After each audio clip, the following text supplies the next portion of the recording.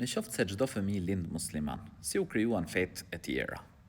Allahu i lartësuar thot në Kur'an: Inna ad-dina 'inda Allahil Islam. Feja e vërtetë tek Allahu është vetëm Islami.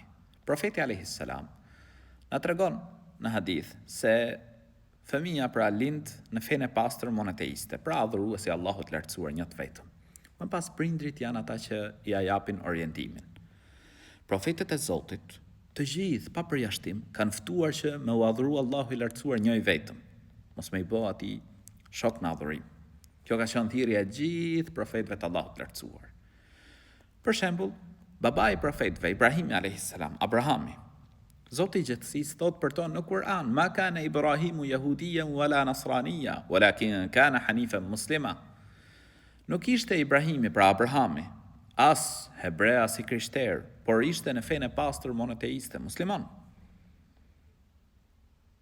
Thirrja e gjithë profetëve të Zotit të gjithësisë ka qenë një: me adhuru Allahun e lartësuar një të vetëm, mos me u lut dikujt tjetër përveç Zotit të gjithësisë, mos me adhuru dikënd tjetër me Allahun e lartësuar. Kjo ka qenë thirrja e gjithë profetëve të Zotit. Por duhet ta dim se ne si njerëz kemi një armik. Ai është djalli, shejtani, i cili her pas here mundohet me e devijuar birin e Ademit.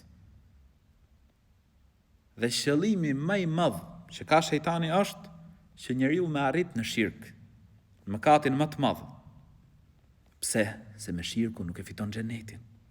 Ai do që njeriu të humbë këtë dynja dhe të humbë në botën tjetër. Dhe Zoti i gjithësisë na tregon për shejtanin se ai është armiku i ynë. Na tregon Kur'an. Po ashtu, për shirkun Zoti i gjithësisë thot në Kur'an: ai i cili bën shirk Allahut, pra bën idhujtari, Allahu ja ka bërë haram xhenetin.